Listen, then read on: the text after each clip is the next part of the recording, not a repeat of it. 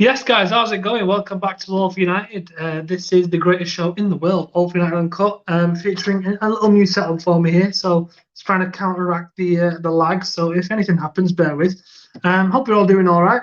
Make sure to like the video. Make sure to drop a comment in how you're doing today. Some big news, of course, dropped early this morning. All for United covered it. Obviously, James was live earlier. Ole Gunnar Solskjaer has been sacked as Manchester United manager. Since then, we've had official statements. We've had a final interview from Ole himself, which nearly killed me off in my experience watching that. But yeah, it's all done now. Michael Carrick will take over for the upcoming fixtures, however many that turns out to be, we don't know. Before the club will look to find an interim manager before then, hiring a permanent manager in the summer, which is what we think will happen unless Michael Carrick goes on to win the Champions League. Let us know what you think. Get in the comments. We're going to be discussing how United go forward from here. What on earth happens next? It's absolutely anyone's guess. Make sure to come in and join the discussion. But first, let's have this intro.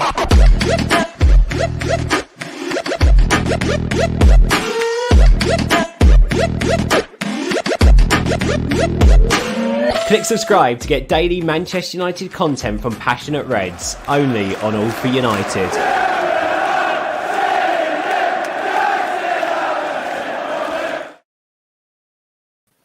Yes, you absolute psychopaths. Welcome back to All for United Uncut. How are we doing? What is everyone drinking? Oh.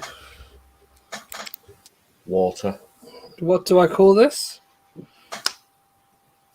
Whatever it is on the I mean, label. sparkling, fizzy, mango, and passion fruit. It started with sparkling. I'm not impressed. Stu, what are you having?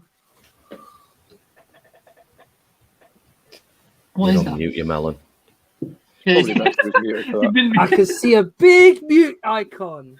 You've been muted, Stu. Unmute yourself. Yes, I'll start again. Strawberry aloe vera, lads. It's good for thirst quenching after footy. So I've not long been back, so it's good for you. You've got aloe vera pieces in as well, so it's ideal. And before we go any further, you fucking disliked the video twice already. Fuck off. Oh, man. James, what are you having? What have we done wrong? Diet Coke, because this is a family-friendly channel. Is it? Wow. Okay. Based on some of the things I've heard on this show before, I don't think so. I'm on the tea again. I'll go the opposite way. Spider-Man It's not that family friendly. I wish I was injecting heroin after bloody today's news. Yes, I know. All right, but yeah.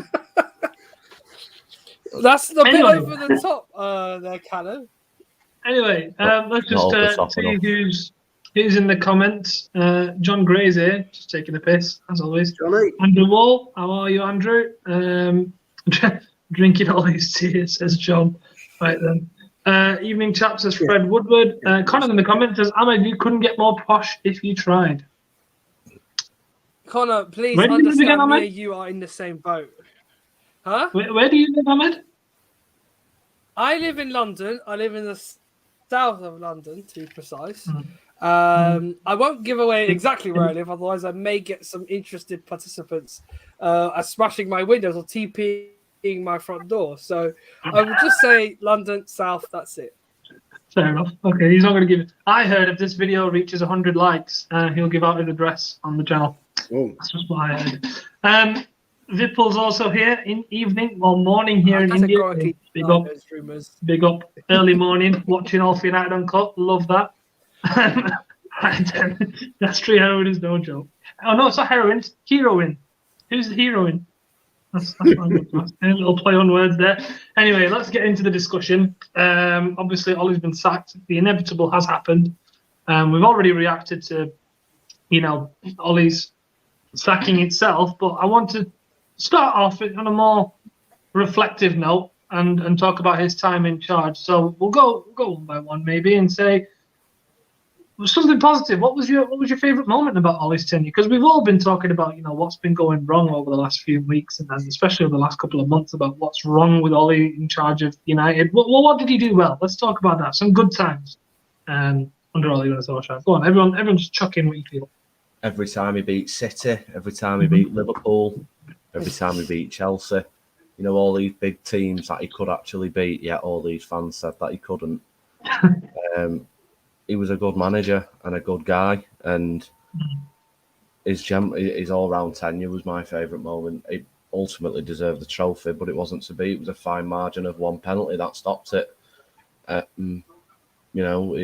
fucking heartbreaking, really. And that interview he did at the end was honestly, people like Saeed and Johnny FX, they need to be fucking called out for what they are. I don't give a shit. I get it's a different channel, but they deserve to be called out for that absolute cretin piece of shit that they are. And Goldbridge. That knobhead releasing, celebrating videos and TikToks and all that. It should be ashamed of themselves. Absolutely ashamed of themselves. It was a good guy, a club legend, and the abuse he got from them likes of people online just shows what kind of fans they are. You go to Old Trafford and hear his name being sung. These people online are doing it for likes. They can fuck off from this club, a lot of them. Ole was a good manager for us. He reset us. He brought some good times back to the club. He didn't win a trophy, but third and second and a final in the European Cup is good going in my eyes. Maybe it was just one step too far. Every single player at that club, I want them to fucking hang their heads in shame for how much they've down tools for this guy. Because I'm telling you now, every single fan will be on Solskjaer's side than these players. The likes of Harry Maguire should be utterly ashamed of himself recently for how he's conducted himself on the football pitch, in getting sent off against 17th placed Watford. This guy's meant to be the captain. Like, the fucking lot of them should hang their heads in shame. Most of them don't deserve to wear the United shirt again. And Roy Keane said the other year, they don't change the spots, or leopards don't change the spots, or whatever that saying is. Every single one of them can do one. As far as I'm concerned, they can all fuck off. They have no allegiance to Man United.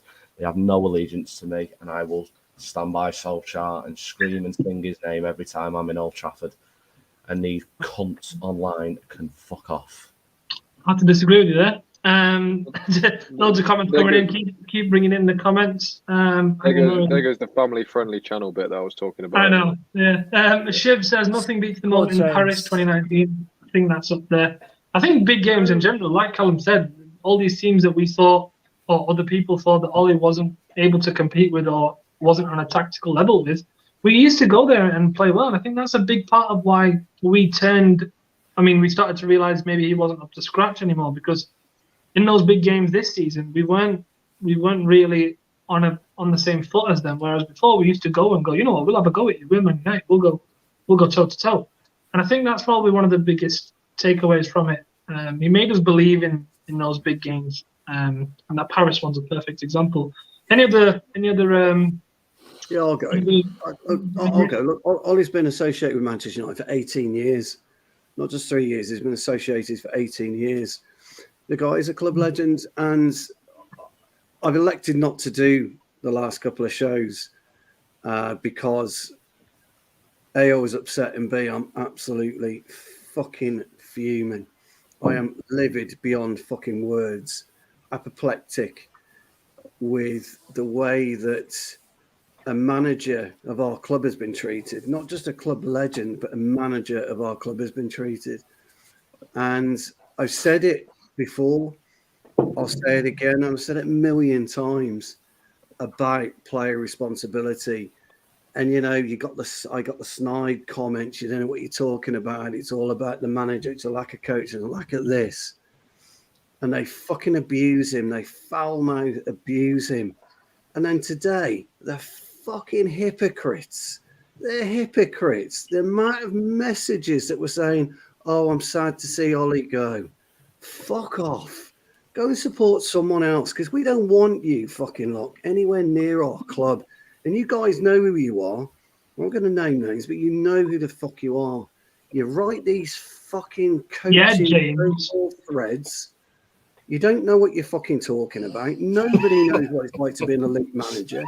Nobody knows what it's like to be an elite fucking... You just mentioned threads then, Stu, by any chance? I did. Yeah, because I'm fucked off with them. Nobody knows what they're talking about. They get on, they fucking hide behind their laptops. I'm telling you now, guys, a football match isn't won by a fucking laptop and a presentation. It's won by physical heart, determination, and a will to fucking win. It takes 11 people, I'm going to say people because of the women's side, obviously. It takes 11 men to cross that fucking white line and die for your club and make sure you do everything to win those games. And those players haven't done it for months. And every time I spoke about responsibility and application, you got the snide little fucking remarks. And that's what football's about. That's exactly what it's about. It's about determination and heart. And I'm fed up with them. And they fucking do these threads and they do it like buzzwords. They're designed to make themselves look intelligent. But actually, you're dumb as fuck. Because if you were intelligent, you understood it, you wouldn't be doing fucking threads. You'd be actually working in the game. Right, we're not calling out people on James, I'm going to ask you next. I'll try third time lucky whether you'll actually answer my question. A time under Ollie that you felt good about. I'm fed up with the fuckers. Shut up, Steve. Please answer my question. You know that about 10, 11 months ago where we genuinely thought there was a real chance that we were going to win a title. I think that's probably the first time we've felt that since 2013. That was a very nice feeling, knowing that if things went right, obviously things didn't go right. We went on a pretty bad run after that. But, you know, that Villa game in particular where you really thought, Jesus, we might actually do this by some fluke. That was very nice. It's not a feeling I've had very much in my life, given that I was 12 when Fergie retired. So, yeah, that was probably the best moment from memory for me, other than the ones that have already been said. Obviously, it goes without saying. City in the last game before lockdown, PSG twice. Easy to forget we have beaten twice in the Parc des Princes, both as impressive as the other. But yeah, just that little month, maybe month and a half long spell where you genuinely thought, yeah, we could actually win the league here. It was nice. Yeah, that 1 month in 2020. Ahmed, is there anything to be said about the fact that our best time under Ollie came when there were no fans? Or is that just a mere coincidence? I think for me, to answer your original question. To answer your question originally, for me, my favourite time was the beginning because Solskjaer has come fresh from Mulder. He's a relative unknown, other than the fact he wins 2 titles in Norway. It's for me, it's the beginning. Everything that happened before Paris, because at the time, as a fan, I feel as low as I feel now, where not because of the previous manager, but because the way United were playing before Ollie came in was almost helpless. You couldn't do anything. You felt like that every game you watched prior to Mourinho sacking was morbid. It was a morbid football match every time. When Ollie came in, I felt like something new had arrived at Manchester United. And I thought, no matter what happens from here on out, he's got nothing to lose. He just has to perform at least what he can so that we're in the hunt to get in the top 4. Everything before Paris, up to including it, for me was the best time I think I would have had under Solskjaer. That run we went on, was it 14 matches without losing in all competitions? We played some mesmeric football with a squad that was more or less threadbare. And obviously there are much better occasions that people will pick out, but I always like to remember the beginning, because now that it's over, it makes me appreciate all that bit more about the start and how hard it was for him to just find a formula to get that team to gel. And everything leading up to Paris was a thrill to enjoy. The victory at Tottenham at Wembley, for example. The year before, we lost the match in 13 seconds. We go there and put in a professional performance against a Poch side. That same team gets to the Champions League final. One of the best performances of the season, even if it was 1-0. De Gea working miracles that day. Demolishing the likes of Bournemouth and Huddersfield, even though they are lower class teams, but the way we played that day on those games, remarkable. Pogba was enjoying himself in the 10. Pre-Fernandes, Man United were not a good team, but I found that period, the very beginning of Ole's tenure, being for me my favourite time, because after that it wasn't too good. So I'd like to remember the beginning as my favourite thing. What was your other question, Kartik? If that's okay.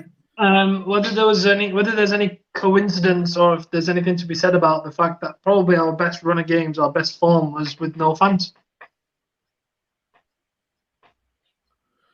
Is there anything to be said about the players' attitude and things like that? Pressure, I think, for Ole was more just to make sure that we got results. And those players had no real criticism from us not being there in the last 18 or so months. So I think that took a lot of pressure off him for a little while. I'm not one to speak, obviously, because I'm not someone who has the ability to think like a player who's played inside a behind closed door stadium. I can tell you it's morbid. It's a weird atmosphere being in there. But I think those players harnessed it as an opportunity to learn about each other more because they only knew one another's company. They couldn't go anywhere else during the lockdown period. All these stringent COVID rules meant they could only be in their house or at a football stadium, and that's it. So Ole was given the chance to spend so much time with these players. Like he would learn about the little things they love about life and football and what made them, come to Manchester United. I share the sentiments of Callum though, because at the end of the day, no matter what you do behind closed doors, it has to work out on the pitch. And if they're not going to put out the effort or the willpower or even the determination to give us what we as fans want, which is success, not only as in the form of trophies, but in performances on the pitch, the least we deserve is 110%. And that even that couldn't be provided. Why are you guys calling that out now? Why didn't you call that out 6 months ago? Where everyone was back in, the players 6 months ago. Well, why are we suddenly just calling them out now? I can't lie, Stu. Because when it got tough, they backed down. But it's always been tough. It wasn't necessary 6 months ago. I don't feel like the players did hide as much as they have done recently. And go on. Yeah, but the problem is football is won by the players. You have all your coaching, etc. But as I said to you before, it's not done on a laptop. It's won on the fucking on the pitch. And there's been times over the last 6 months, where they've hidden, where they've been overweight, where they just haven't applied themselves. And now all of a sudden, this is what's getting my goat. Now all of a sudden, reality's bit. And fans are suddenly realising and they're turning on the players. It's too fucking late. It's too late to turn on the players. You should have done it 6 months ago. I think it's blind faith, which carried, of us believing in Ole, it was blind faith. And we focused more on backing the manager and not so much the players, because the players were so inconsistent. Yeah. Okay, now you're right, Stu. It is too late. And I think we should have recognised sooner rather than we have now that they're the ones throwing him into the fire here. And personally, I think we should appreciate the fact that the man Solskjaer put a lot of effort in defending those players, and they still threw him under the bus. That's horrified to me. He puts an effort protecting you from scrutiny, taking the flak, taking the blame, and instead of you guys taking the fall for the failures that we've had in the last couple of months, he's protecting you, and he's taking all of that away from you and giving you almost a free road to walk on without any obstacles. And now that he's gone, where you don't have that protection, it's not there anymore. So those players, for me, and again, I echo what Callum said earlier, they have to take substantial amount of the blame and hang their heads in shame, because they owe us, and I said this morning, they owe us a lot for the fact that they've performed so badly lately. And the imminent task now is to make up for it. The least we deserve is 110%, and something that resembles a proper football performance from Manchester United from those players. So Yeah. I'm just going to bring in Abdel. Abdel's here. Hello, Abdel. Just Hey, guys. before, All right, been a before while. I bring you into the Well, discussion, Hello. I will just go through a couple of comments coming in with their best moments under Ole. Southampton 9-0. Yep, definitely agree with that one. What else have we got here? Last season, the Leeds won and Roma 6-2s were up there. I love the 3-2 FA Cup win over Liverpool. That was a brilliant game. So John Commode. Yep, the FA Cup one was a pretty fun time. I think that's the most we've got. Yeah, as a Chelsea, why is a Chelsea fan in our chat? As a Chelsea fan, I've thoroughly enjoyed the last few months. I've seen Lampard get sacked and Scotland.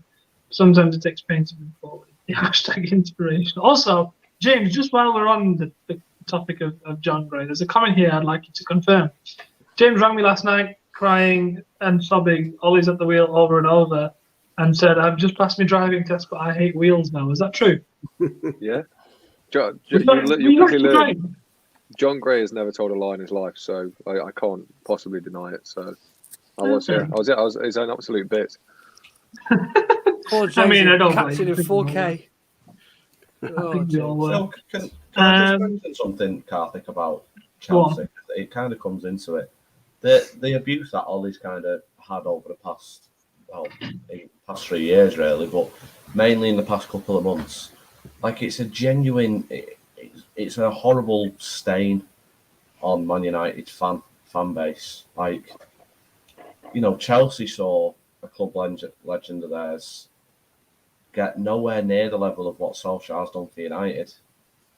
Their manager, their club legend, failed, was sacked. Yet throughout the process, from what I've seen as an outsider, their fan base may remain fairly respectful to Lampard. Yet you have fans who supposedly claim to support Man United treat a guy that is probably responsible for the single greatest moment in Man United's history get absolutely dogs abuse, and it really does make you kind of feel a little bit ashamed to be a United fan sometimes when that's what you end up being associated with. You know, it's because Chelsea, most of our fans are adults. Chelsea fans are adults, aren't they? We seem to have 12-year-olds as fans. That's the issue. Hide behind a little fucking keyboard all the time. That's the problem. Don't understand football. Don't understand fucking life. Well, I mean, let's not hide about you know, Chelsea have got many issues with their support, but it is just quite frustrating to see, you know, when Solskjaer is abused like that. I think it's interesting you make that comparison as well, because I think the Ole Lampard parallel is quite a good comparison to make, because they both pretty much did the same job, except Lampard didn't get the opportunity to go and win a trophy. And I think they've left a similar situation where they should have done better with the team that they've got, with the increased expectations of signing that they made, and pretty much they weren't able to match them. Abdel, go on, you wanted to jump in. Yeah, I just wanted to add on the point of Callum, the point that Callum made here, from a person who's from the outside looking in, someone who doesn't live in Manchester or England to begin with. I've always had the perception of, you know, United fans being some of the classiest fans. You know, they stick by each other. They support till the very end. They never abuse any of their players or managers for that matter. And the past 3 years have completely changed my view on that. I've seen a horrible section of Man United fans that I've never seen before. Maybe because I wasn't on social media as much before the last 3 years. I haven't been using my Twitter account really until Ole really became the manager. But I've seen a very, very ugly side for the Man United fan base, and I've changed my mind completely on that. You know, I have many friends who are Real Madrid, Barcelona fans, and I've seen the ugly section of their fan bases. But I always used to say that Man United fans are different. Manchester United as a club is different, and I've completely changed my view on that in the last 3 years, to be honest. Well, hopefully now we can move on, and the fans will get behind whoever the new manager is. I can only hope that's what happens. Yeah. We'll get on to the main topic of the show then, how we move forward, right? So Ole's gone. We've got Carrick now for how many other games, and then we see who we can bring in. Now, first thoughts for me are that I think it makes sense. A lot of people, I mean, I saw a bunch of people just going absolutely crazy about this Carrick appointment. Like, what did you expect? We're 3 days away from our next game. Are you going to sack everyone and go, right, Ronaldo, you can manage the team, lad? Come on. And what did they expect? Look, Carrick was always going to stay on. It was either going to be him, McKenna, or Phelan. It was always going to be that until they find someone to come in. It just was. If you don't get that, then I'm sorry, I can't help you. Anyway, my personal opinion is United will go out and try to find someone to take over for the Crystal Palace game. I think that's when we'll do it. Why? We've got Arsenal and Chelsea after Villarreal. Chelsea and then Arsenal. So that is a couple of tricky games there. So hopefully Carrick can pick up some points in that. If not, whatever. I don't think anyone really cares at this point. We just need the right man to come in. Once that new manager comes in, if he can manage the Crystal Palace game, he's got a run of games where he doesn't really face anyone difficult until City on March the 5th. We're in the beginning of December. That is an incredible run of winnable games where if you go on a run, you can salvage something from this season. So I think United have got to pick it up a notch and go, right, who are we going to bring in and what are their expectations? And also, once they pick that interim manager, which we should have done before. I'm sorry, I don't get the point in giving Ole this game. I never understood it. Could have just done it in the international break, but whatever. Once we get that interim manager, I don't want them to stop. I want them to go and speak to managers about the summer. I want them to go and make a shortlist. Go speak to them and go, look, this is what you're going to get in the summer. This is the expectations. This is your budget. What do you want? Get the right character. But they're not going to do that because that's just not how we work. More than likely, we'll get an interim manager, and if he wins 10 games on the spin, he'll get the job because that's just how it works. But first and foremost, how long do you think Carrick should get and will get? Because he's in charge for now. We've got to back him for how many other games he's got. Got to feel a little bit sorry for him because he's being just thrown in there, and everyone's already questioning the coaching staff. So what do we think? How do you think Carrick does, and how long do you think he's going to get the job until we find an interim? I think you're probably right. I think he'll get those couple of games. It's funny that you mentioned that really good run of games. I actually think that was kind of the board's thinking in terms of Solskjaer and keeping him. I kind of think they wanted to give him that. I think they wanted to give him that run of games to turn it round. Which obviously City and Liverpool was abysmal. But I think they wanted to give him this run of games in terms of from December to the 5th of March for him to turn it round because realistically, every single game, the next however many games it is, let's say 15 games, every single one United should win, really, on paper. Now, I get it's not playing on paper, it's playing on football pitch, but United should, on paper, win every single game. And I think that was kind of the board's thinking in terms of keeping Solskjaer.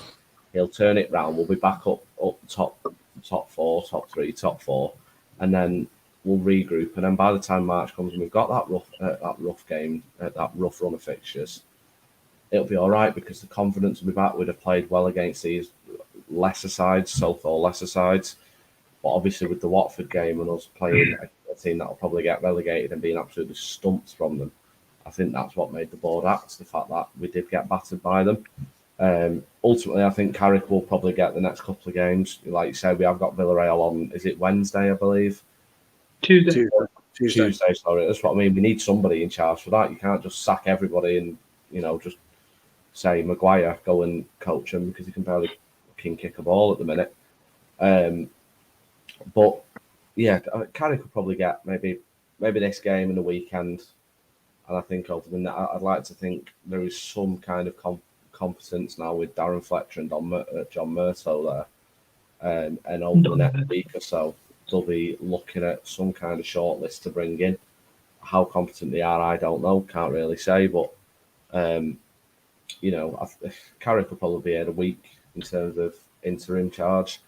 And then I have absolutely no idea who we'll get because for some reason when United appoint new managers, they have to be unattached. They can't be with a club. For some reason, we can't go and get a manager who's in a contract. Go and buy a manager out of his contract. Because they take that out of the transfer budget. Well, yeah, I mean, because the Glazers don't want to spend money and it's ridiculous. Bayern Munich went and got Nagelsmann from Leipzig and spent 25 million quid getting his contract done. Why can't United do it? It's just, Why do we have to look at Zidane because he's not got a club? You know, go and get Ten Hag from Ajax or Enrique from Spain, or you know, just whoever. Go and buy them out of the contracts, Man United, for Christ's sake. I think it is a little bit of a different. I think it is a little bit of a different story when, you know, potentially someone like. I mean, you're right. We are Man United. We should be able to go and pay out a contract and get someone. But I think in the case of Ten Hag, who I think most of us do want or would be up there in the top 3 or 4.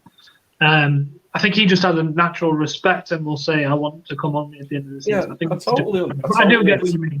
I totally understand that, but you know, there are other managers as well. Look, you know, Ten Hag might want to stay at Ajax, we don't know, but there are other managers who we can go for. This idea that we have to look for managers that are available right now, everybody's available, you know, within reason. Obviously, we're not going to go get Klopp from Liverpool, but every manager is available. If you go and buy them out, and convince them that the project that you have and the squad that you have and the expectations that you have are something that manager can get on board with, they will be at Man United tomorrow. We don't have to look at this thing where they have to be unattached from a club and they have to be on a free. Go and get the best manager for the best club in the world and go and progress and try win trophies. It's ridiculous. John Commode says technically Ole was with Mulder when we got him, but that was only because we agreed with Mulder to just let him go. Mulder literally just said go. And he had a contract saying that if Man United came, they'd let him go. Yeah, so that was what that was. So technically you're right, but technically you're also wrong. But I do get what you mean. Okay, right. So Callum saying we should just be able to go and get anyone, which is true. However, it looks like we're not going to do that. We're going to look at people that are either cheap to buy out or free and ready to come and work. So let's throw this one out. Who do we want? Here is the thing, though. Go ahead, James. No worries. No. I was just going to say, I think that that's not telling the entirety of the story of us not wanting to buy people out of their contracts. I think another thing is convincing people to leave their current contract. Yeah. Especially under our management as well. And like the thing is, it's all good and well us saying we're the best club in the world, but there's nothing to prove that at the moment. You know, like we're not running like the best club in the world. We're not doing anything like the best club in the world. We're just a name at the moment. You know, and unfortunately, managers who are actually aware of what they're doing and what a club needs to be successful and needs to be run well to be successful are going to look at this club and say, do I really want to get myself into this mess and ruin my own reputation? And like, some managers, if they took the job, I'll question them, because I'm like, why did you take the job? You're not going to succeed here. There's just no evidence of you being a success here. With this, the way this club is being run, they'd have looked at people like Mourinho and Van Gaal and gone, look where they've gone. Like the thing is, there's a factor that we keep omitting with every name we bounce out. And we keep speaking about Ten Hag. A major reason of his success is the way that Ajax is being run. You know, Zidane, a major reason of his success is that he already came into a team that was balanced and ready there to win. It's just that Benitez wasn't getting them to play for him before him. You know, who else? Like the only person that actually built a club but built a team on a tight budget was Pochettino, but he hasn't achieved anything with them anyway.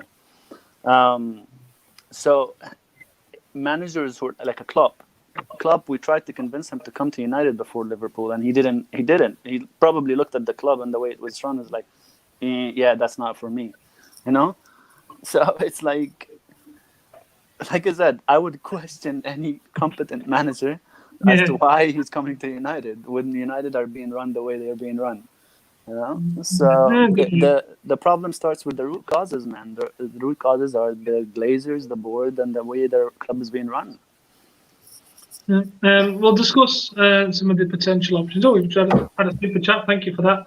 Midtoker Marius, thank you for your very kind €5 donation. This is the most depressed I've been in 30 years of Man United fandom. Been shedding tears at work all night. The cycle will repeat with the next one. But that's the thing. It doesn't matter who's in charge. We care about the club and we care about who's running it. And I think we accept them as our own, no matter who comes in. He makes a point about cycle, though, doesn't he, Carthy? He makes a really good point about cycle when you consider when Sir Alex has left in 2013. the cycle. It's every 2, it's every 3 years. We keep changing manager, in which time you've then got to have a rebuild on each time. And whoever comes in, whoever it is, whether he comes in the summer or whether he comes in now, you're going to have, I don't like this player, don't like this player, etc., etc., etc. I want these players bringing in, I want to play this way, etc. And you start all over again. It's just a continuation. Until the board, you're probably right, Stu. But I think that's where sorry, mate. I think that's where Carrick comes in, where he says, "This is what you're going to have. These are the players you're going to have, and this is the budget." They're gonna, you know what I mean. Instead of just getting someone in, they're going to have some kind of contingency plan in place to go, look, this is what's going to happen. If you don't agree, we don't hire you. Simple as that. So they've got the luxury of time to do that, to be fair. Yeah, but between now and June, I wholeheartedly agree. We've got to have a football board in place. You got 3 or 4 people on a football board that answer to the main commercial board. And you need that before we bring in a permanent manager. Because otherwise we're just going, you know, in 18 months' time, fans will be right back where we are. We're playing no system. You know, when you look at the way that Van Gaal couldn't succeed, the way that Mourinho couldn't succeed, the way that fans said, "Oh, we're playing boring football under Van Gaal, boring football under Mourinho." You know, we've seen Van Gaal Barcelona sides tear United to shreds. You know, and equally, we've torn Van Gaal's teams to shreds. I think it's one of those. It's how it goes. It's all evolution. Sorry for butting in here, but Stu, I think the idea is you can't turn a board of investors into football people, right? But you can have a board of investors that want the best for the business they're controlling, you know? And that's not what this board is acting like. Neither the CEO, nor the board, nor the owners. They're just thinking of how can we extract as much money as possible out of this business. But they're not thinking of how can we build a sustainable business that's looking to look for success. Like, for example, many of the top clubs don't have football people as board directors. Board directors have always been investors, you know. But the thing is, they put a structure under them that starts with a technical director or a sporting department or a sporting director, whatever you want to call the position. Yeah. And that guy is in charge of everything that has to do with football. What they do is just do the balance sheets and the sales on the commercial side of which is what they're good at. And they don't interfere with the football. But when the football is not returning any success, they'll go question it. What's going on? Are you up to the job? The sporting director, whatever his name is called, they'll ask him. You don't have to turn investors into football people, but you have to have investors that want the best of the business that they're controlling. And that's what we don't have. But I'm talking about a middle board. I'm talking about a middle board between that and the commercial side. So you can leave Woodward, Arnold, or whatever to do what he's. But you need a small group of people, a small team of 4 people who are looking at the whole club, the whole aspects of the football side, whoever that may be. But they've got to be football people. We still have investors or bankers or economists, whatever you want to call them, that want to interfere in the football, want to make their own signings, want to get their say on who comes in and who doesn't come in. And that essentially is the root cause of all the problems at United. Like, the managers come in, they might get 1 or 2 or 3 or 4 of their signings, but there's always a signing that's not theirs. Yeah. There's always a signing that doesn't fit. Yeah, you know? Absolutely. And who's that to blame? You know, it's the whole hierarchy of not knowing who is in charge of what. And I've always said this: we need to have our own philosophy as a club, separate from the manager. You hire the manager based on your own philosophy, not a manager that dictates the philosophy for you and tells you who he wants and tells you everything that you want. You hire the players that you want because that's how the club plays, and these are the players that fit the club. And then you bring the managers that will get the best out of these players that you got. We're doing the opposite. That's essentially what I meant when I said I want us to start speaking to managers about the summer. I want them to go and say, look, this is what you'll have. Yeah. This is how we want you to work. And if you don't fit, then fine, fair play, but you don't get the job. Simple as that. I think an important note as well, we've had loads of discussions on this channel about coaching staff.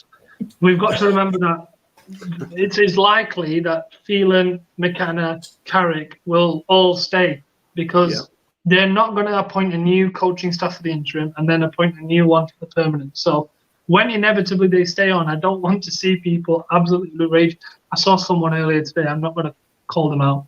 They were sat in front of the green screen and they were shouting about Carrick staying on and being part of the failure and they're being rewarded for it. It's going to happen. So don't get surprised when it happens. But anyway, we're talking about potential options. Who do we think should be coming in as interim? Because we've heard names like Blanc, we've heard names like potentially Lopetegui. What do we think? I'll throw it open. Maybe not even realistically, but what you think would be the option if we had to get an interim? Because obviously we don't want someone permanently coming in. But what do you think? I honestly don't know who we'd get. I know there's a lot of talk about Ralph Rangnick coming in. I know he was really pivotal in the Hoffenheim and Leipzig runs in the Champions League. Yeah. And he instilled some kind of philosophy into them to kind of elevate them to the next level in Germany to the extent that they can do. Obviously, I know Bayern dominated quite a lot. But in terms of anything else about him, I don't know much. From reading his CV, he looks like he's done fairly well wherever he's been in the past. But to tell you the truth, I just, like you just say, obviously we want someone permanent. I don't understand why we can't sort that straight away. But I honestly don't actually know who would go for interim. It would not surprise me if Solskjaer returns at the end of the week on interim basis to the end of the season, to be honest. I'm interim now, and he goes on another 10-game run. Frigging Joel Glazer will go, this Solskjaer's pretty good. Let's get him into the end of the season. I honestly don't know. Him or Steve Bruce, let's give him a go. Give it Wazza till the end of the season. Everyone's making fun of me for that, by the way. So leave Wazza in his own issues at Derby, man. He has a lot on his plate. Give it Phil Jones. Give it Jonesy. Get Wazza out of Derby, give him some money, and watch us win the league again. The man's absolutely balling over there. No, please. I don't care what anyone doing says. well. The job he's doing at Derby is incredible. Yeah, he is. If not for the points reduction, he'd be fighting for promotion. Yeah. You know, strange it seems he like wouldn't dearly. be fighting for promotion. Yes, he would. He'd be about 19. No, he wouldn't. He's good. How many points were deducted from? They're minus 21. Psychological. Minus It's psychological, 21. Jimmy. Well, no, they won, didn't they? They're minus 19 now. They won, didn't they? They beat Bournemouth, didn't they? 3-2. Yeah, they're on 0 points. Either way, I don't want him anywhere near. I don't want him anywhere near United. I don't want him to have to He just go gets through ripped what apart. Ole went through. That's simple as having to go through that abuse again with another ex-Man United player. No, I don't want that. I think the problem with Rangnick is I don't think he'd take it as interim, would he? No, and not without a promise of control. Exactly, he wants control. He's going to want to control. And also because he has been away from managerial positions for a very long time. He's been sporting directors, development of sports and science, and he's been working at the Department of Footballing in clubs more than he's been manager. Connor, I'm not going to bring up your comment because it will just create problems. What I would say, it's a shame. It's a shame that Eddie Howe has gone to Newcastle because as an interim person, he would have seen us for 6 months. I'm sorry, did I just hear what everyone else heard then? Yeah. No, I heard that. So. I can't agree with you on that one. I have to say. Why not? He's a good coach. I do like. He's a good coach. He's not. Hold on. Why can't you agree? The same reasons that we wouldn't hire Graham Potter right now. Well, you wouldn't get Graham Potter out of Brighton anyway. I mean, if they were both free, you wouldn't hire Graham Potter, would you? I probably would. I like his style of football. Okay, at least you're consistent then. At least you're consistent. I'll give you that. But I would say that he's not. I like his style of football. You've got to find a caretaker for 6 months, right? I can imagine the reaction though. I'll be in the match. But isn't that the problem? Relegated Bournemouth. But do you not think that's the problem though? Yeah, that is the problem is, well, he's not A-list, is he? Well, what is A-list? Yeah. You know, the thing is with me specifically, I don't see the point of any manager, to be honest, because I'm seeing the point. I only see the structure behind the manager. You know, that's my problem. and because Brown Knight needs to shut up. Abdel, pause. Brown I Knight. did see that. I Shut did up, see Brown that. Knight. Shut up. Shut up. I don't want to hear it. What? I don't want to hear it. What? Steve, you want Dude, no? What kind of if stuff is he Gerrard drinking? was the last manager. I know this is uncut. But some things you don't say. You don't say certain things. What do we make of Laurent Blanc? Because I think it's an interesting one. He's not bad, but how long I has he don't been out think- of managerial positions? Long time. Yeah, that's the only problem I have with it. But Since otherwise, 2018? it's not a bad shout, you know. No. Well, what, As an interim basis, sure, I'll go for it. Here's the question: how does he differ to somebody like Potter, to somebody like Eddie Howe?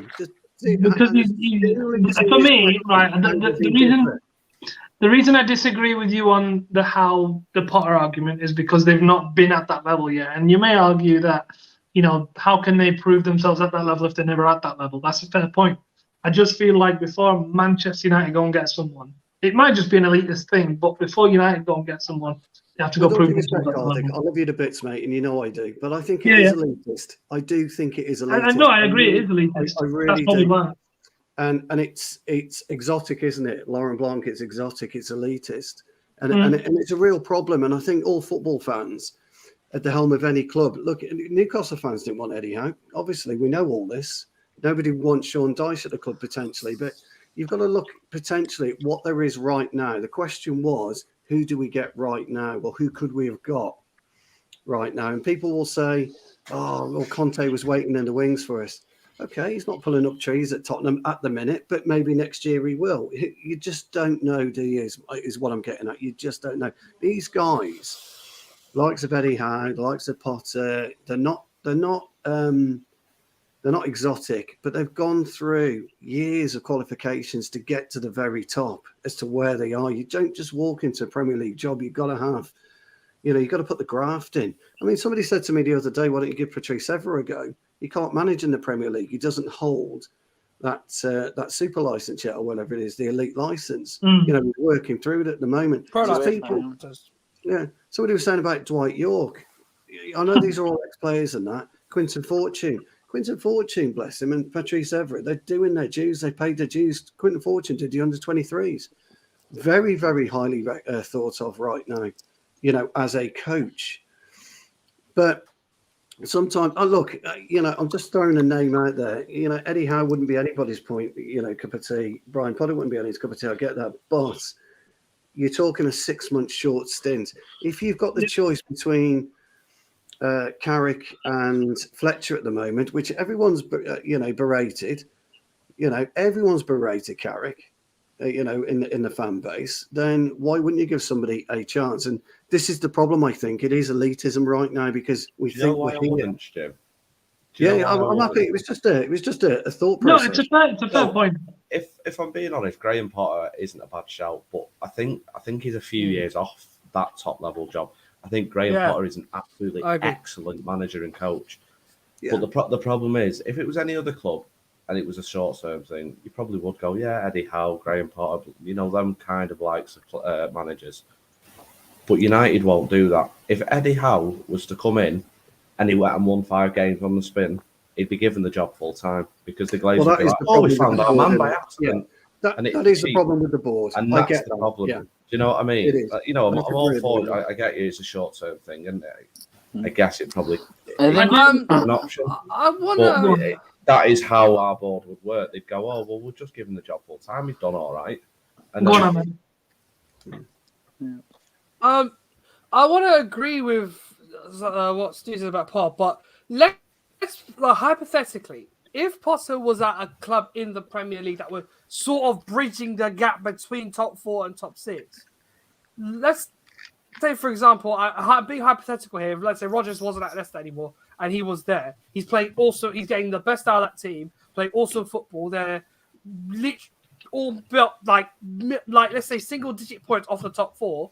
United like him a lot. They like his style of football. They pretty much have the team for him to do almost the same thing with he's done, like hypothetically saying at Leicester, with poaching from Leicester. He comes in, struggles for 10 games to get them to play that kind of football, and then probably will lose 5 games and get sacked. I would agree also on the fact that yes, he's at Brighton right now. It works at Brighton because he's built that team. However, he's going to come to United and demand. I think it just goes back to the original point. He'll demand certain talent. He'll want someone to come in to play a role that maybe a Fred could do, but Fred doesn't do consistently enough, and will mess up the dynamic of the team. This team's only designed to play one way at the moment, and unfortunately, I'd love it if they had one or two other ways. Just to jump in, just to interrupt you really quickly. There's a report coming out just now from the Daily Mail, so take it as you wish, that apparently Mauricio Pochettino is ready to leave PSG to join United now. Is he crazy? Is he actually crazy? That's for sure. He's The insane. thing is, he's wanted that job for a long time. He has wanted it. You're right. Then Can I ask he's you all a struggling question more then, than he's please? letting on. Yeah. He's struggling with the Can I ask you all a superstars of question, if PSG. that's okay? Like, I want to steal Yeah, Carrick's job for 1 second. You can't do that. If Pochettino, I know, but just for this, if Pochettino is crazy enough, and I think he is, because if he wants to be United manager, but if he's crazy enough to leave Messi, PSG, and all the possibilities of winning the Champions League with them to come to Manchester United, how would individually would you all feel about him being appointed manager? I like him, to be honest. I think he's a good manager, Pochettino. I think he gets a lot of stick because he's not won much. He's a very good coach. He won't be my first choice, don't get me wrong, but he's a very good coach, and he did bottle it a little bit with Spurs, but I think that was more because of it being Spurs. It's just part of who they are, innit? I think he'd be would wet dream as well, to be honest. But I think I'd be okay with it, to be honest. If it meant we could get a permanent basis manager in now, who's a very good manager. I wouldn't be against it, but the fact that he's struggling with the egos at PSG makes me wonder how we deal with the egos here. Yeah, and it's just a little bit of a. The thing is with Poch specifically, like from experience. Sorry, Abdel, you first. Sorry, Abdel. I was just gonna say that like Poch never got the right criticism ever. It's always either overhyped or really underhyped completely. So it's like he either gets, he's done a fantastic, amazing job, or either no, he did a really bad job. He hasn't won anything. And the truth is about Poch is somewhere in the middle, where he did a good job by developing certain youth at Tottenham and got the team to play in a certain way. But unfortunately, at the end of the day, he also didn't reach the heights that he could have reached with the team that he built. You know, certain games and big games specifically, he wouldn't get it right. You know, like his record against the big teams is really terrible. You know, so it's a mixed bag for Pochettino. But is he a good coach? Can he drill this team into something better than what we're seeing right now? That is absolutely for sure. And he liked the type of players that Ole got as well. Just a quick question. Okay. Did Pochettino play Eric Dyer when he was at Spurs? Yeah. Yes. Yeah. A lot. Midfield. Can I speak from experience very quickly? So he played him in midfield, did he? He's played him as a holding role before he went back to centre. Did he? Yeah. Did he? Okay. You know he did. So, Mauricio Pochettino likes playing Carter, back. put that off the screen. Shut up, Ahmed. I'm doing a plug. Put that off the screen. This is Pochettino likes playing centre backs in central defensive midfield. Phil Jones in the 6 is on. Right, go on, Ahmed. Now you can say you better be worth it. Okay. Listen, I'm going to arrest you for that. Our citizens arrest on that flipping propaganda. What was I going to say? I'll talk from experience quickly. A little story. I previously worked at Tottenham when Pochettino was manager. Post Champions League final, so we're talking the beginning of the 1920 season. The atmosphere was can he get that team to progress further into becoming more regularly challenging for the Premier League title and being regular name in the last 4 of the Champions League. I think the turning point was very obviously that little stint when after Bayern beat them 7-2, where things started to change. Newcastle beat them in the league 1-0. There was murmurs at the beginning then. But they started picking up some results. They were recovering their season.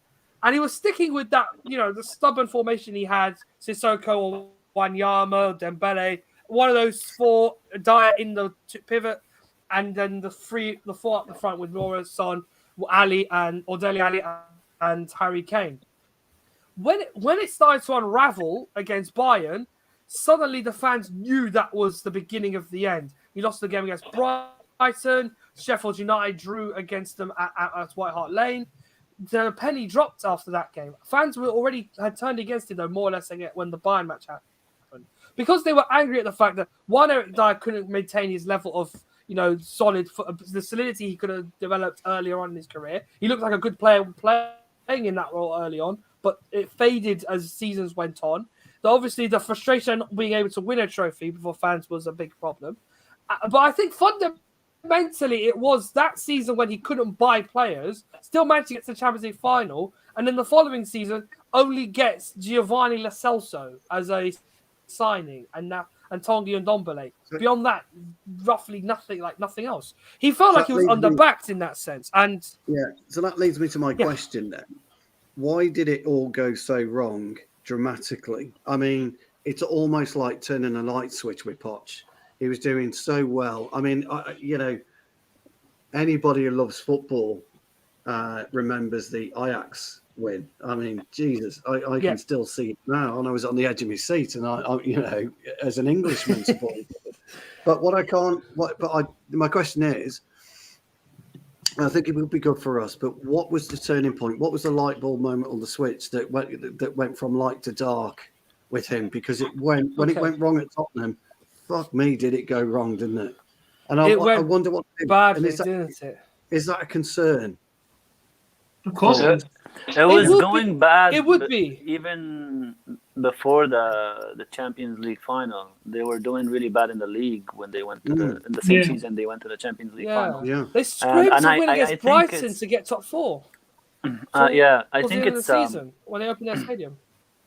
Yeah, I think it's the idea and the mentality that players have, in the sense of when you've been with the manager for a very long time and you had an almost moment so many times, but you've never got there. They just get tired of the same thing over and over and over. And I truly believe that at the beginning of the new season, they just all gave up on playing for him. Really, they wanted to change. Yeah, the Spurs players did that. Footballer. Terrible. That was my thoughts on it, but I just wanted to get everybody else's thoughts on it. So Karthik, can I ask you a question? You mentioned something before. I've just checked the league in France. PSG are 11 points clear at the top. Oh, right. The Champions League, they're doing well. They've effectively. And where's this talk about him struggling with playing City this week? That was my question. They're playing because City this week. I was wondering if you'd seen something, because I'm unaware of that, and it seems like that, obviously they didn't. I swear I've seen a lot of writing about him struggling with the Eagles at the minute. It's coming. Neymar doesn't like him. It's coming from the way PSG have been playing. They haven't been playing well in all their games. They've been scrapping their wins, or Mbappe scoring So he's relying on individual brilliance. Basically, the front three are not really meshing with each other well, because they don't do anything. Same problem we're having, basically. Correct. Yeah. Is that due to Pochettino, or is that due to how massively unbalanced their squad is? I'd probably say it's more that. But the thing is, that was exactly the same in Man United. The saving grace to Pochettino is, one, PSG have a lot better midfield than us. Two, the League One is really struggling financially. PSG is the only survivor in that league that are not affected by what COVID has done to the league. So teams like Lille, like Marseille, a lot of them are losing money and losing players. The only one that can compete for the league is PSG, really. And despite all that, they're scraping wins. So that's why I'm saying he's having issues himself, despite the 11 points gap. Sorry, I'm not laughing at you, Abdul. I'm just laughing at Texas. No, it's okay. I don't care if you're laughing anyway. There was talk last week about Messi going back to Barcelona. It's that bad at PSG. It's quite toxic at PSG at the minute. Yeah, he benched Messi at one time. Yeah. Let's say this much. Wednesday night, Poch will be in Manchester, but obviously for a different reason. When they play City, I'm interested to see how he plays that game against Guardiola. City are desperate to qualify. PSG can secure qualification on that night if they beat them. So yeah, they can, yeah. That will be a very important catalyst. If Poch is serious about this proposal about joining the other side, we need to see on Wednesday as like an audition how he fares against Guardiola. That will be for me what will decide if I'm. That game will show you exactly why I'm saying they're not playing well, because they scraped, literally got lucky versus Man City and RB Leipzig. RB Leipzig tore them to shreds. They couldn't finish. That's the only problem. I saw that game. Yeah. And because they're facing the same issues we're facing, they're getting played through easy because of the front three are not working together. So just watch the next game. It's true. James, answer the question, please. Yes, come on, James. Just what about PSG in general? I think. Why are they a second club? Also, we're over an hour in, so I'm quite done with football talk. Go on. Yeah, it's silly season. So I do a podcast for uni about PSG. Oh, stop plugging your stupid podcast. No, right, don't. I'm joking. I'm joking. Go shit. But it's a pretty volatile club, and there's different scandals that come out of it every week. At the minute, it's Mauro Icardi cheating on his missus. It's not a nice. No, it's the other way around, isn't it? I thought she was cheating on him. He's done both, mate. No. I do not care in the slightest. But yeah. Why does Ben listen to your uni podcast? Because he's a bit, I don't know. It's just Ben, isn't it? He's obsessed with me. He's bored. Yeah, he's bored. That's why. So the way they set up as well, it's very much midfield, nothing, attack, and then you've got your two. They've got two wing backs playing at fullback that both have big defensive deficiencies. Hakimi's been their best player this season. There's no bridge from defence to attack. It's because Verratti's been out for a lot of the season. You're playing three defensive midfielders effectively behind them. If you include Ander Herrera in that, it's very hard to get the ball to these superstars up front who actually have only started together in the league once as a three. That's not helped either. And yeah, it's just it's not a nice club to be at. I can imagine it doesn't help that they also have the worst director of football in the world in Leonardo. I can imagine any manager's going to struggle to work under him. At least they've got a director of football. I think he's talking about you, James. To be fair, in all seriousness, mentioning the Glazers and how cheap they are, Pochettino's contract runs out at the end of the season, so they could go and buy his out, which I have a funny feeling they probably would do as well. That's the cheapest way to go about it. Because that's the cheap, that instead of getting an unattached manager, Pochettino's only got 7 months left on his contract, so they could probably. And plus, he doesn't command that much money in the transfer market, so. Yeah, and he looks at the youth, so that's why I'm saying Poch would be a better progression to Ole than a lot of other names around.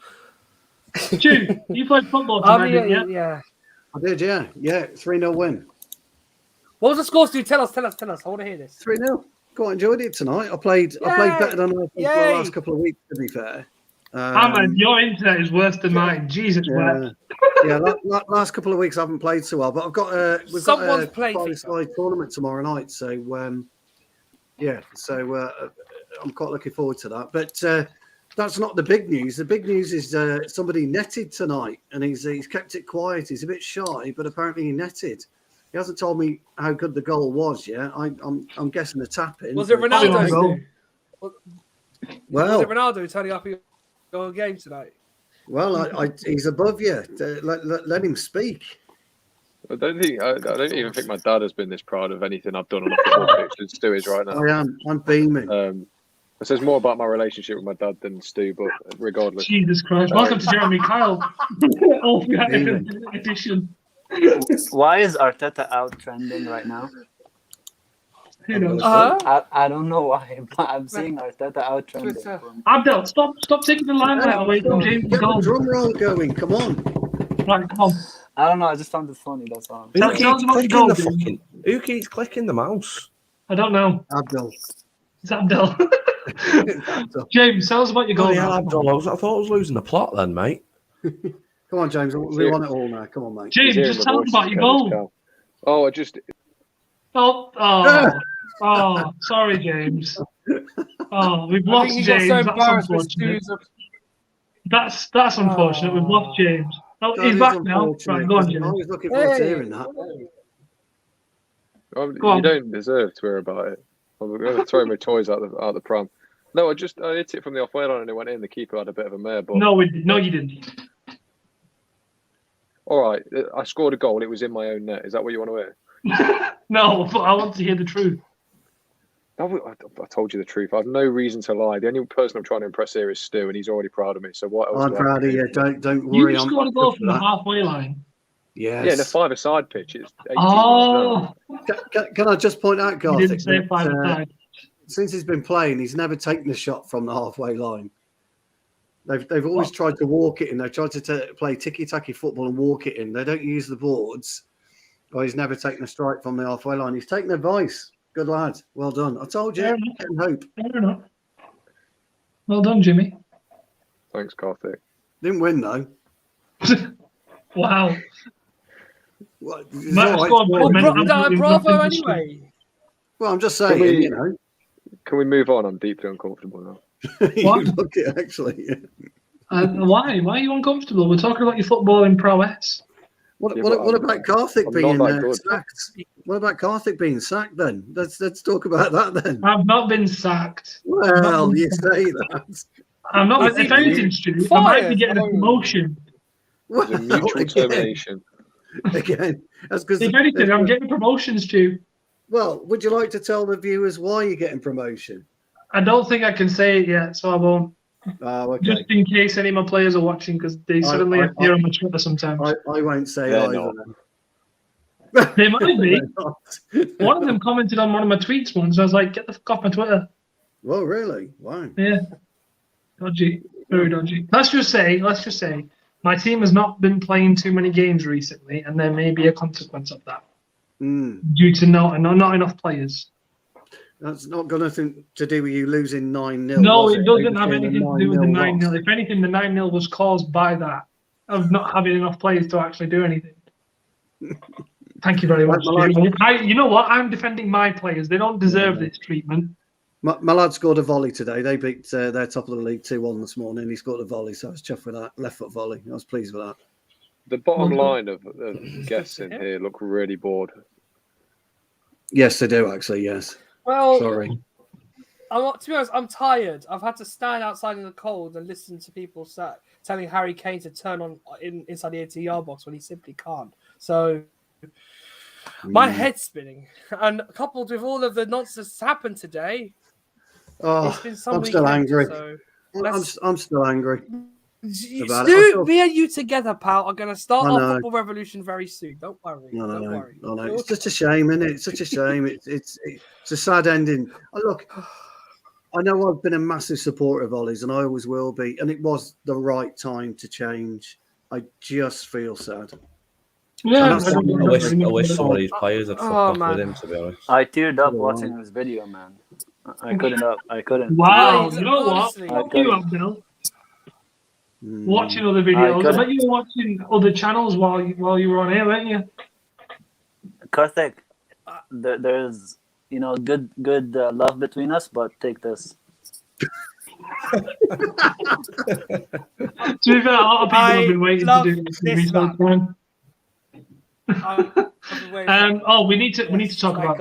talk about the interview. Let's talk about it. Do we have Because to? that was- Okay. It shows the mark of a man, in my opinion. I'm a big believer that you can tell a lot of things about a man. You can tell a lot of things about his handshake, what type of man he is, by a handshake, by the way that they conduct themselves. And I think Ollie, whatever people might think, had the balls And it can't have been easy. It can't have been easy losing a job that you crave and you love and you need and you want, leaving a club after an 18-year association, all in total. And I thought he spoke eloquently. I thought he spoke with passion. And you know what? It's a great way for him maybe to be able to say goodbye rather than just being removed and then nobody sees or hears of him for the next 6 months. So Ben has to ruin the vibes every single time. He does, doesn't he? Why, Ben? Stop it. Ben. And so from why, that Ben? Stu's handshake is often weirdly wet. It's creepy. I'm not Why really is sure it you weird? want Why my is it weird, handshake, but, yeah. So from that point of view, I thought it was great. And like I say, many people will think it's not right. I've seen quite a few tweets ridiculing him, but that just goes to show the type of people that are ridiculing a genuine man. And it was a tough one. But anyway, I was glad he did it. For me, it was pretty heartbreaking. They wouldn't have done anything like that for any other manager, I think, because it was Solskjaer. They had to. He chose to do it, I heard. Yeah, I don't and think the fact that he wanted to do it shows everything about him. You know, the guy came out after he did it and hugged and signed autographs for fans after he just lost his dream job. We need to remember he's done a very good job at United over the past 3 years, but ultimately the Glazers let this fester for a little bit too long, and some people might see that as tarnishing his tenure. I don't particularly feel like it has done. I'll always remember all the good stuff he did. You know, if anything, his past few years as United manager has just further cemented his legacy as a legend for United. It was heartbreaking when he spoke about Carrick and teared up. Like, I think that showed everything about just how much for Solskjaer, it wasn't about him. It was always, no matter what, about the club and what he felt personally was best for the club. We might have disagreed at times, but he always put Manchester United first, something that Mourinho never did. And I think Stu's right, it shows the kind of man he is, it shows the kind of character he is, and it shows how much he cares for the club. And what a fan. At the end of the day, Solskjaer was one of us, and he got to live out his dream of playing and managing the club, and everything he did, he put above him.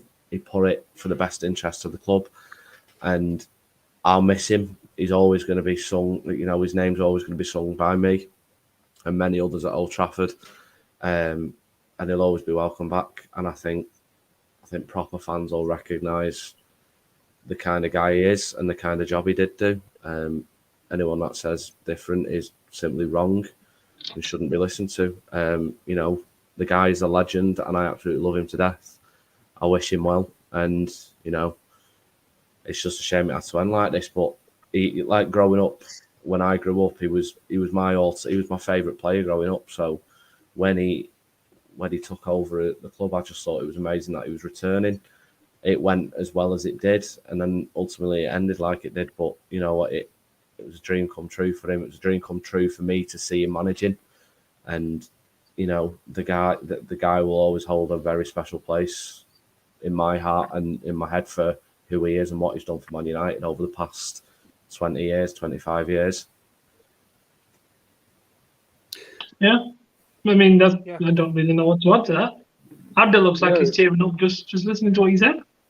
I really hope that, because he said he's going to be back at Old Trafford regularly, I really hope the first time he comes back, he gets some sort of like special announcement. He gets a bit of a reception from the fans. I think that would be quite justified. I think it'd be nice for him as well, because he just looked completely broken in that interview. I don't. I hope he just rocks up in the Stratford end and he gets serenaded as he walks in. He probably will. Yeah, well, that's what I mean. Just a good reception from the fans. Yeah, I don't think we need to like bring him out with an announcement. I reckon he just rocks up to the Stratford end and just hears what happens. When he popped that at the goal end of the day. I was just going to quickly say, when he popped that goal in at Barcelona, I mean, saw your Wi-Fi out. Yeah, and I was lucky enough to be there that night. FIFA. And it's difficult to describe the emotion when he scored. It's impossible to describe the emotion that me and my friends had in the stadium at the time. It's crazy. But anyway, he's never really played on that. He's never used it No, it's true. Yeah. at all. He rarely talks about it unless he's asked. And it's one of the greatest moments in modern day fans' memories. And it just shows the mark of a person, really. And that's why I find it difficult to accept the abuse and the hatred he's received, because we've got a long list of brilliant players, who've done great things for the club and don't shout about it. They just get on with their daily lives and things of that nature. And Ollie was one of those. And I said a few weeks ago, if you remember, actually, how I couldn't quite get to grips where players would go into training every day and see Ollie broken. They were watching him break down in front of them, and they did fuck all about it. And that's where my anger is, I think. That's where my anger's stored, because I don't know why you would do that to another human. But anyway. Sorry, Ahmed, I'll let you in, mate. I've supported Manchester United since I was roughly 2 years old. I'm not going to be around the bush here. The only reason I happen to know about this club and this club only is by vicariously being allowed to stay up later than normal for a 2-year-old. I turned to on the night when we played Juventus in the Champions League at Old Trafford. This is the European Champions Juventus. So Del Piero, Deschamps, I think Deschamps wasn't there at the time. But yeah, I think he was there. Del Piero, Deschamps, Vialli, Vierkovod, Montero, Peruzzi. That team Lippi brought to Old Trafford. And Solskjaer played that game, but along with Cantona, Beckham, Nicky. I don't remember if Nicky Butt played. He did. He gave it. Nicky Butt was playing that game. I remember he gave away the spot kick that Del Piero scored. But all I remember, like from that night, even though I'm very young, but I've got vivid memories seeing a wave of red. I cannot remember a time other than Juventus scoring that penalty where United weren't on the attack. Solskjaer played that game, and from that day forth, I only knew football. If you ever taught me about football, I will tell you Manchester United. And the two for me are linked together, no matter what.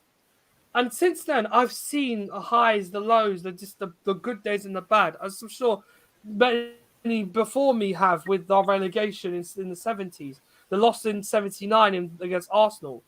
All of those make us, will make us feel bad. But in the end, there's always like the feeling of satisfaction when things do go well. Rotterdam, when the wins at Wembley in 1990 when Ferguson's job was practically on the line. Oh, there at Forest, Mark Robbins, all of those have made me feel about the way I feel about this club. It sounds ridiculous for me sounding so young, but I love this channel. I learned about this. I was quite a genius at 2 years old, friends. You must have been good. I was 7. I was 7. I think his story has been rejected, I'm afraid, Ahmed. Something 2 called years television. old. I had something called a TV, that's why. I'm not even joking. Like, for some reason, I managed to watch Euro 96, and I thought, football was wonderful at 2 years old. How old are you now, Ahmed? I don't know how I managed to do it. I'm 27 as of yesterday, so... okay. Yeah, unfortunately, they ruined a very good day for me. But Vince seemed to know that you weren't mate. Yeah, sure. People believe what they want to believe, but this is how I see it. My dad can back up the story, to be honest. So he's the one who can let me stay up after 7:45 at night. It's his fault. He's the reason why I support Man United. But it's because of them. Huh? Can you get your dad to come verify this? I don't think he's awake at the moment. I wouldn't want to portray him on the internet at this time of the day. The poor man works 7 days a week. But no, of course. I wouldn't know what Man United is. He started working when he was 2. I feel for him. Oh, fucking hell, here we go. I thought I wasn't going to get slandered tonight, boys. I don't think anyone cares about your story anymore. Fred Wood was just commentated on the game. Anyway, Mike in one and milk bottle in the other. So you were 5, Ahmed. That would have been better. My point is, I'm sorry Get for to my the point short internet. quickly. Someone's playing FIFA next door. Look, I love Ollie no matter what, and the point that I'm trying to make is he's been my hero ever since I started watching football. So whatever, I don't like swearing often on the internet, but whatever you fucking say about my wacky photographic memory, all I can tell you is I love Solskjaer no matter what, and he's my hero throughout all the tough times as a player and as a manager. For what it's worth, I valued him while he was at Old Trafford. I thought he'd go on to win something with this club. The interview for me showed so much in it. It showed the human being that we saw on the top. So Toddler Ahmed complaining about the lack of transition and positional awareness. There's no style of play. Now give me my bottle. Ahmed, you've managed to cheer me up, pal. Thank you. You're welcome. I may have complained about a couple of things. That night. Oh, this is fantastic. Right. I want more Toddler Ahmed jokes. Can you ask, Ahmed, can you ask your dad, when you were a toddler, did you have a Manchester United romper suit? Ask him if he's got that. A what? He was You know what I like the most? You know what I like the most about Ahmed? He just spent about 5 minutes to tell us that I like Ollie because I liked him when I was a kid. Well, he didn't say kid too, when he was 2. No, sorry, because I liked him when I was 2. He was a bit more specific, bless him. It was even better because he said, I'm not going to beat around the bush before it. Yeah, you've cheered me up, Look, Ahmed. anyway, Thanks, mate. You're welcome, Stu. No, but the principle I'm trying to make is like that interview. Oh, Jesus Christ. God. We've had it with your story. Jesus Christ. Oh, my word. Right, I'm allowing you back in. If you stop talking about when you were 2 years old and you liked Ole Gunnar Solskjaer. I'm not trying to talk about the initial story. I've already made that point. Okay, Kartik. Fuck's sake. Anyway, look, I'll miss him greatly. I wish I had the opportunity to meet him in person as Marley's manager, but no, I'm still struggling to come to terms with the fact he's no longer manager. That's it for me. I'm struggling now, even now, whole 12 hours after they announced it, that he's no longer Manchester United manager. Where's the number that is affiliated to my birthday? I'm born on the 20th of November, so he wears the number 20, and that brought me some joy when he scored that win. Honestly, I can't stop him. He can't hear me in time. Jesus wept. Lads, it's just Abdel said about 10 minutes ago. Why is Arteta? Yeah, no, Abdel, can you answer us? Abdel, hang on, wait. I want to save us all. Abdel, tell us why Arteta out is trending. I thought Abdel was frozen because he hadn't moved. I have no idea. I was asking you guys. So why would I know? Is he trending? Don't know. Yeah, he is for some reason. I was like, maybe because of the result yesterday, but I was just. We've got more comments coming in. Hang on. Ahmed project that with the site. All right. I'm going to look in the comments now, boys. I'm going to look in the comments now. Got to be a shot tomorrow for Ahmed when his delayed internet catches up and he finds out Fergie retired. That might be my favourite comment I've ever seen. That's actually quite clever. That is that you, James? No, that's Ben. Ben messing with me tonight.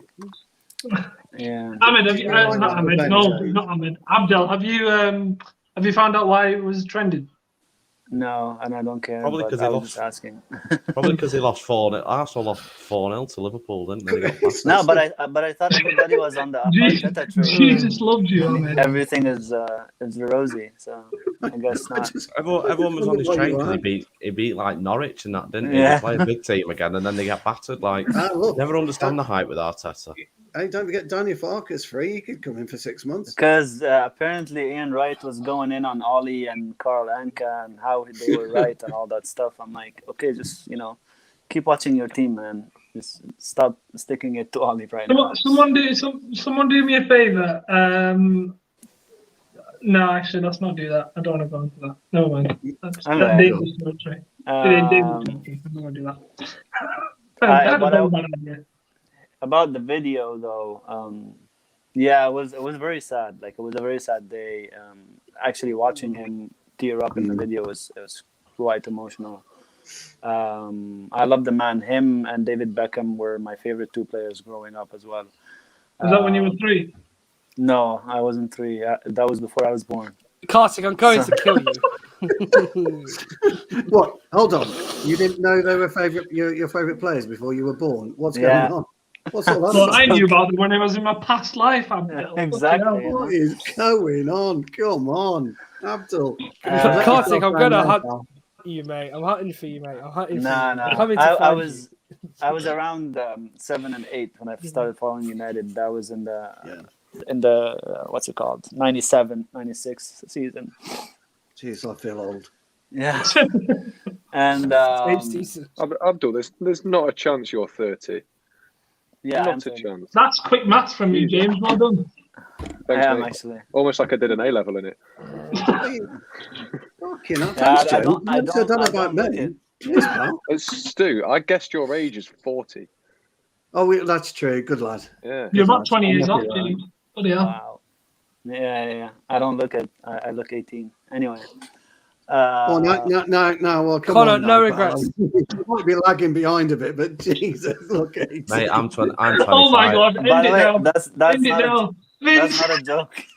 Embryo I'm Red. 25 and I don't look that. Remind you on that on Thursday. I'll be frank. I got that yesterday, man, and I was shocked myself. I was like, I look 18. Oh. There's no way I look 18. Like, yeah, you look 18. I'm like, what? Fair fucking play to you. I don't get that. Ahmed's tricky Embryo Red.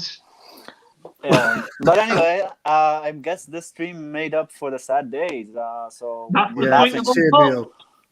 So but it will hurt for a while because I really wanted to attend the game for United with him as the manager, but I didn't get the chance to do that. And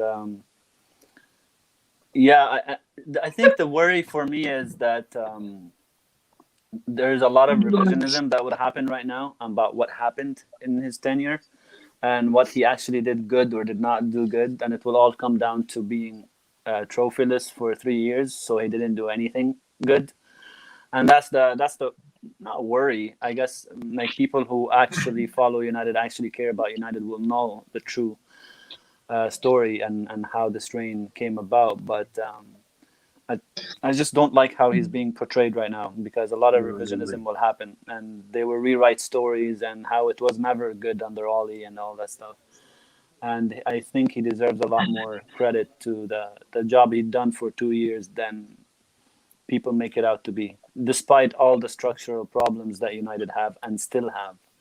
I think he did a decent job. And if the only thing you measure a job by is trophies, then really nobody has done a good job at United except Ferguson and Ernest McKenna, really. So. Well, of course. The only 2 managers to win leagues under actually Sir Matt. Don't forget, there's only 3. We've only got 3 managers. And Sir Matt. So the only 3 managers that have been good in United history. So I see it more holistically, and I think he's done a very good job. Maybe he didn't get a trophy. I wish he left with a trophy, but thank him. I want to thank him for everything, really, because I know probably the only manager that would come and actually care that much to try to change structural problems within the club by himself. He did, yeah. Yeah, no other manager that gonna come now or after will care enough to try to fix the issues that United face. They'll just be focused on what's on the pitch and getting the wins and getting a trophy to put on their CV. That's it. And I know Ollie watches All for United, so he'll get that message. Yep, I'll send it to him personally. Find his account on Twitter and hopefully he'll come back to Twitter now. Yeah, Ollie follows Abdul on Twitter. That's how he gets all his tactics. exactly. He doesn't have any tactics. Ooh, that's James. That's cutting because most of Twitter fans say Manchester United don't have tactics. No wonder Abdel's tactics associate. I'll tell you what, Abdel. What show do we do on a Thursday? Tactics show. Yeah, and who hosts that? Abdel. Well, yeah, yeah, he does actually. Yeah. That show, we need to retitle that show. Just James interviews Abdul and Stu gets involved sometimes. Hang on, all of you, just stop a minute. I've just got a message from Callum saying it's better late. It's what? It's better late. Right, we need to stop then. Hang on. late. Whoa. The NBA's in the comments here. Yeah. Support here in Portugal. Sporting Lisbon's coach Ruben Amorim. Where's that come from? I saw that earlier today, to be fair. Wasn't he a former player as well? Didn't he play for Lisbon? Ruben Amorim. If I just made that up. You never know with United. So anyway, I'm going to start wrapping up the show now because Callum looks like he's about to fall asleep. So let's get moving. Final thoughts from me. It's been a busy day of content for everyone. Everyone would have been putting in their 5 cents left, right, and centre. All the United fan channels, there's about 50 of them. So you'd have got all different kinds of opinions, probably some similar, some differing, whatever. All I'd say is, especially in times like this, don't try to rewrite history.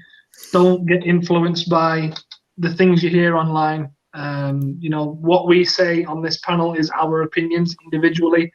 We don't try and, direct you one way or the other. That's what I think sets us apart. So just to put that out there.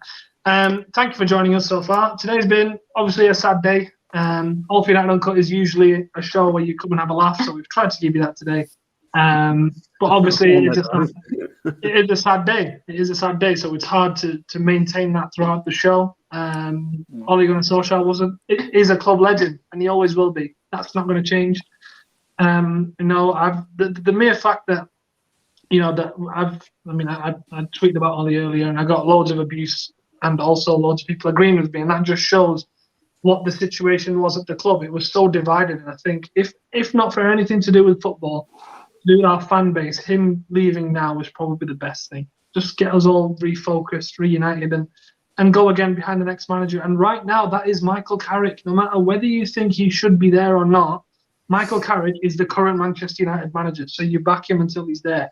And then the interim comes in. You back him. No matter what you think of him, you back him because he's at your club. You back him. So they need us. They need us right now. But some of the players they might not deserve to wear the shirt based on past performances, but they need us right now. They need support. So back Carrick and the boys. A big game against Villarreal coming up.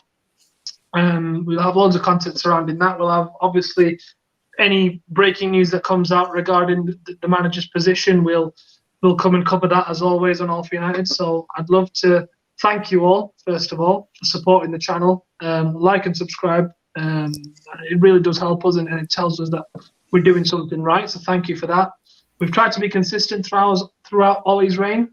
We've not tried to dive this way or the other. We've tried to stay balanced, take both sides of it, and we'll do that for any manager that comes in and any manager that's rumoured with the job. So I'd like to think we've dealt with this in the right way. So yeah, that's been my 5 cents. Make sure to stay tuned. We'll have loads of content. I think we've got a Villarreal preview coming up soon. We'll have the weekend review, I think, on Monday, tomorrow, I think, potentially. So stay tuned for that. And of course, Uncut next week. So yeah, just try not to feel too shit. Cheer up a little bit. And hey, I can say it now and you might take me seriously. Shall I say it? Shall I? I'm going to say it. We're going to win the Champions League. I'll see you later.